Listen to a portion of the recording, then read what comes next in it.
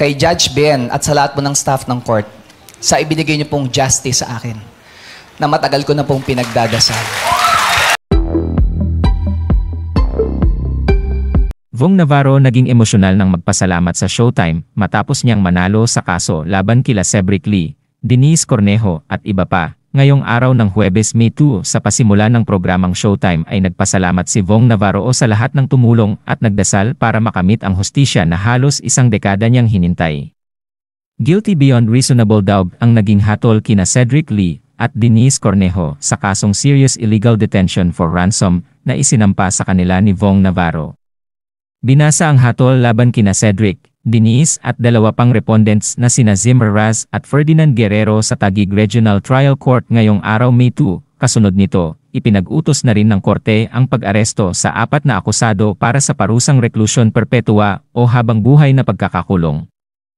Ang naturang kaso ay nag-ugat sa pambubugbog, paggapos, pananakot at pagdetinih ng mga 4 na akusado kay Vong sa condo unit ni Denise sa Taguig City noong January 22, 2014.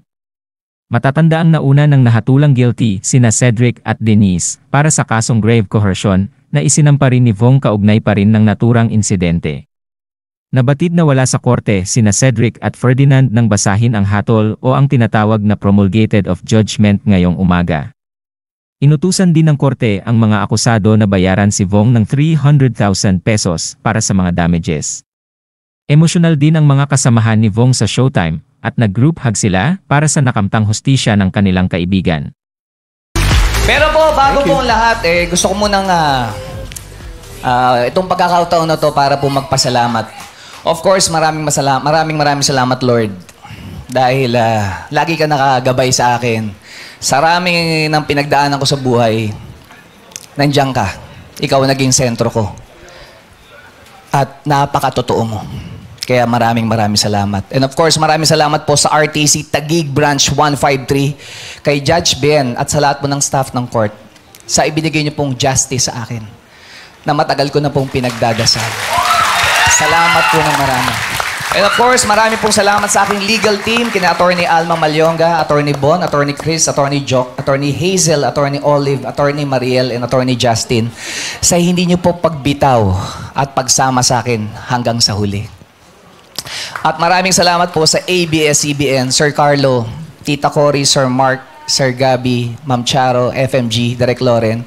Dahil since day one, nandiyan po kayo. Lagi po kayong nakasuporta sa akin at naniniwala kayo sa akin. At maraming salamat po kay Direk Chito, Street Boys, sa mga kaibigan ko, sa mga Quiz Wednesday Club dahil palagi kayo nasa tabi ko. Hindi niyo po ako iniiwan at pinapabayaan. And of course, sa mga naniniwala sa akin, sa aking mga fans, na kung ano yung mga narinig niyong hindi maganda sa akin, patuloy kayo nandyan, sumusuporta at naniniwala. And of course, maraming salamat po din po, Sir Louie, maraming salamat po sa nandyan, kay Ate Lani, sa staff ng Showtime family. Maraming salamat kasi hinahabaan niyo yung pasensya niyo. Kasi minsan lutang ako. Roller coaster pinagdaanan ko, ang hirap explain, pero minsan sabaw ako dito Pero nandiyan kayo, kahit yung mga bitaw ko, mga hirit ko, sablay, papuntang norte, papuntang south. Di ko alam, pero nandiyan kayo to support me. Dahil alam kong mahal na mahal niyo ako.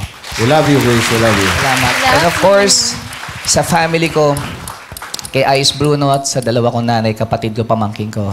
Salamat dahil naging matatag kayo kasama ko. Salamat sa pagmamahal ninyo. And of course, kay Tanya, nako, marami akong pagkukulang sa'yo, pero hindi mo ko iniwan. Marami akong kasalanan, pero nandiyan ka pa rin. Ayaw mong bumawi ako sa'yo. Sa abot ng aking makakaya. Hanggang sa huling sandali ng buhay ko. Mahal na mahal kita. Salamat. We love you, Love you, Quiz Boy.